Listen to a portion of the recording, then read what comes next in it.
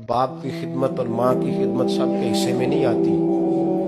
ये रब जिसे महबूब रखता है उसे ये मौके अता करता है। खुश नसीब है जिसे बूढ़ा बाप मिले और वो नौकरी करे। खुश किस्मत है जिसको बीमार माँ मिले और वो नौकरी करे।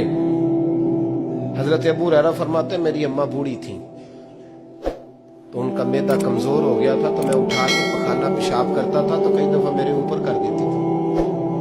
ये हजरत इब्न जौजी अलैहि रहमा ने इसको लिखा है। फरमाते हैं मेरे दिल में ख्याल आता था कि मैं बड़ा खिदमत गुजार हूं अपनी माँ की। एक दिन मैं हजरत उमर के पास बैठा था उनके दौरे खिलाफत में, तो एक शख्स आ गया। उस शख्स ने आकर के कहा कि हजरत उमर से हुजूर एक मसला पूछना है। फरमाया पूछो। वो कहने लगा हुजूर मेरी अम्मा बूढ़ी हो गई है, बीमार रहती है, मरीजा है, मुझे आवाज देती है बेटे पेशाब आया है, आवाज देती है तो मैं अम्मा को उठाता हूं। अभी मैं बैतुल खिला तक वॉशरूम तक जाता नहीं कि मेरी अम्मा मेरे ऊपर पेशाब कर देती है। हजरत उमर से कहने लगा हुजूर बचपन में मैं अम्मा पे पेशाब करता था, अब अम्मा मेरे ऊपर कर देती है तो हक अदा हो गया ना। हजरत अबू हुरैरा कहते हैं जब उसने सवाल पूछा तो मेरे भी कान खड़े हो गए।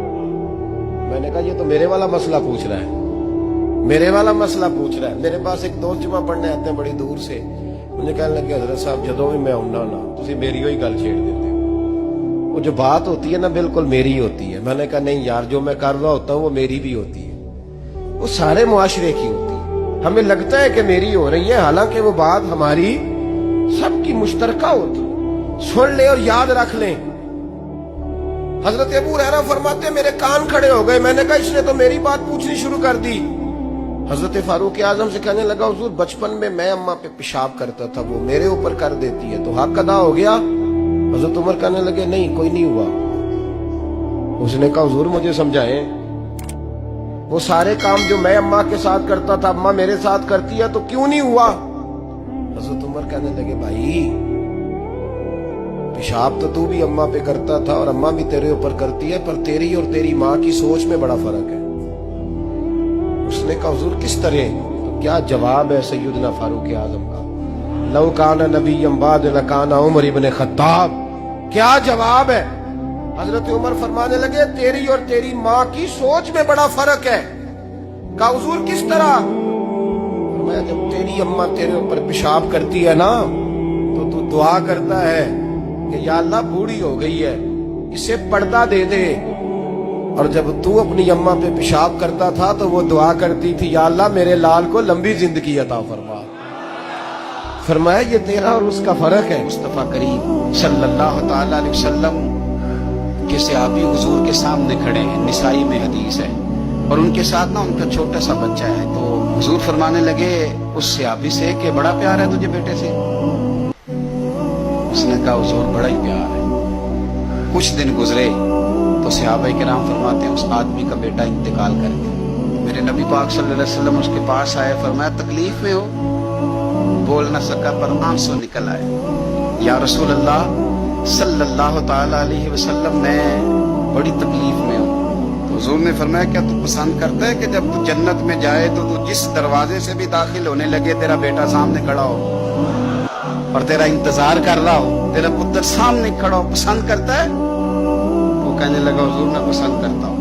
तो हुजूर ने फरमाया फिर तेरा बेटा तेरा इंतजार करेगा। करीब सहाबा खड़े थे, कहा या रसूल अल्लाह ये इसके लिए है या जिसका भी बेटा इंतकाल कर जाए सबके लिए है। तो मेरे महबूब ने फरमाया ये सबके लिए।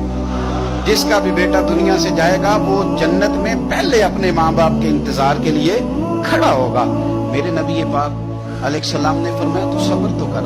और हुजूर ने एक और हदीस भी बयान फरमाई, फरमाया जब अल्लाह ताला के फरिश्ते हजरत इजराइल अलैहिस्सलाम किसी के बच्चे की रूह कब्ज करते हैं ना, तो वो कब्ज करके आते हैं तो अल्लाह फरमाता है बताओ मेरा बंदा क्या कह रहा था, तुम उसके जिगर का टुकड़ा ले आए हो, उसने क्या कहा था। ऐसा तो नहीं ना कि मालिक बेखबर है, वो तो सारा कुछ जानता है ना, बताओ वो क्या कहता था। तो फरिश्ते अर्ज करते हैं मालिक वो तेरी रजा पे राजी था, उसने अल्हम्दुलिल्लाह कहा था। तो अल्लाह फरमाता है फिर जन्नत में उसके नाम का एक महल बनाओ जिसमें उसे भी रखूंगा उसकी औलाद को भी रखूंगा। और महबूब पाक अलैहिस्सलातु सलाम ने फरमाया अब्दुल्ला याद रखना, ये नौजवान दोस्त मेरी बात लिख लें, परेशान लोग मेरी बात लिख लें, جن کے پاس قوت فیصلہ نہیں وہ اس بات کو لکھ لیں۔